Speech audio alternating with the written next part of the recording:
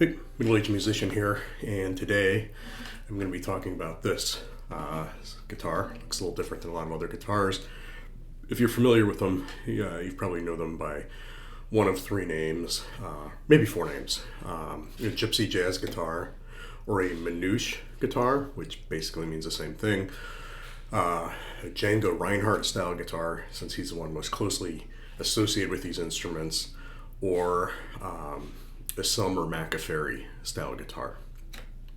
So, a little bit of background. Back, I can't remember, early 1900s, I believe. There's an Italian luthier named McAfee that came up with this design for a new guitar.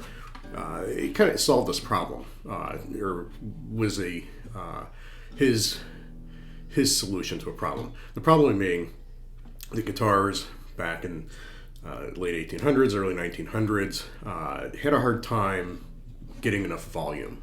You started seeing guitars getting bigger, especially as they played in ensembles, trying to keep up with things like a clarinet or a violin or something like that. That's one reason why banjos become popular this time with resonators, because they can really project. Arch tops, another similar approach is this in a lot of ways. You see those get popular before the electrification of instruments. Resonator guitars, again, ways of solving this problem. So this was a little bit of a solution to that, plus probably an homage to a certain artistic and craftsman idea on the part of McAfee. This is the older style. So you'll see two styles of this. This one that has this large sound hole, it's D-shaped, and you'll see ones that have a smaller oval that's kind of pointed the other direction. You'll see these referred to as either a D-hole or a Grande Bouche, and you'll see the other ones listed as either an oval hole or petite bouche. The couple of characteristics of a lot of these is this large mustache bridge, which is adjustable in the center. The archtop style tailpiece, a slight arch to the top of these in the back. That arch allows the top to flex. So when you hit the strings, the top is going to act like a trampoline versus something like a dreadnought 6-string acoustic guitar, where there's always this constant pressure this way, so the movement is really this way rather than that way. It really allows the guitar to project.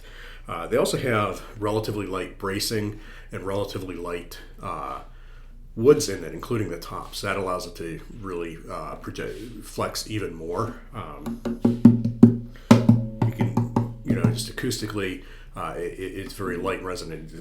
Almost no weight to this.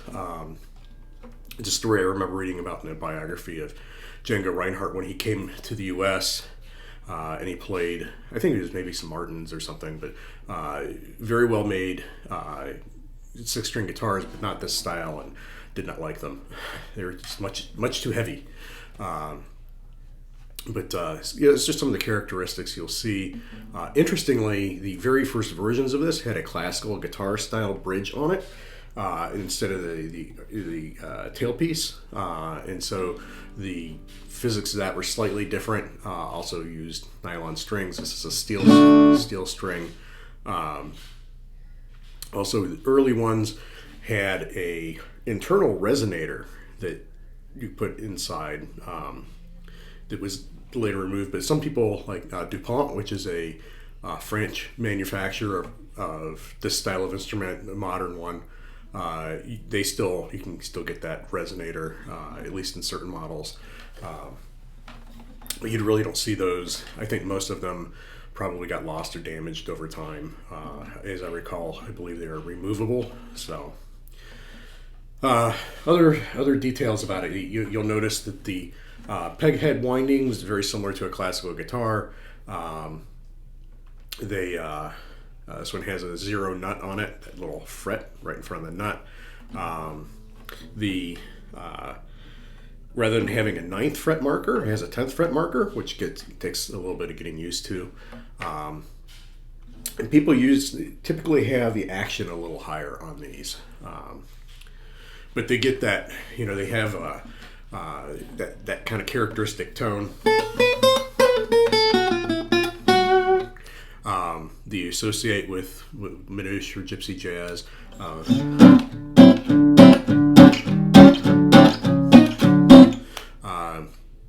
I like the D-hole style better because it's a little more fuller and rounder sounding. And it lends itself to playing other kinds of music if you want. Plus, I just like the tone of it a little bit better. A lot of times you'll see in a duo or trio of people playing style of music. A lot of the rhythm parts are played on this. A lot of the lead parts are played on the oval hole, which has a little more projection. As I understand the history of the oval hole, McAfee kind of left that relationship with Selmer. And so Selmer continued to make instruments, but they changed that shape so it had a little more projection. It's a little brighter and a little more projection with that smaller sound hole. Yeah, that's kind of the quick synopsis here. There's a lot of people that make reproductions of these. You can still find the old ones still out there being restored in that. This one is an Altamira. So I mentioned DuPont is one of the big companies you can buy from now. France is Altamira. This is similar to my Eastman mandolins, my Eastman violin. Altamira is a company in China that trained luthiers to make high quality instruments, and so they make these high quality instruments there. This one's had some upgrades.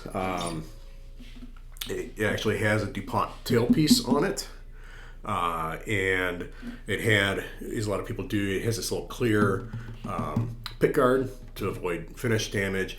It has a very light finish. It's a very very pretty guitar, but it just plays a little bit differently. Sounds a little bit different than other guitars. Like I said,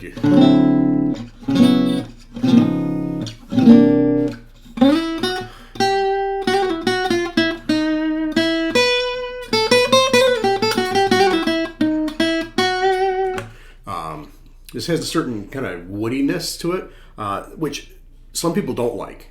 So like I said, the D-shaped hole models are a little less bright and aggressive than the oval holes, but even then some people feel like they sound a little too woody. I like the sound of them. They definitely do sound a lot different, like a dreadnought. Just another tool in the toolbox. I bought this when I was decided I wanted to learn some Django songs.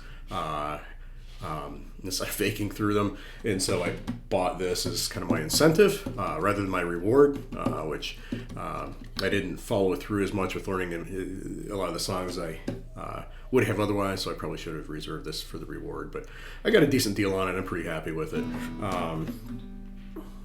This is a model. This is a M30D Antique, made in 2020. Looks like maybe November of 2020. Introduce you to another guitar. Maybe you're not familiar with these instruments. If you get the chance to play one, I definitely say pick it up and try it out. Like I said, it's different enough. Probably closer to an arch top, but just not quite as heavy as an arch top.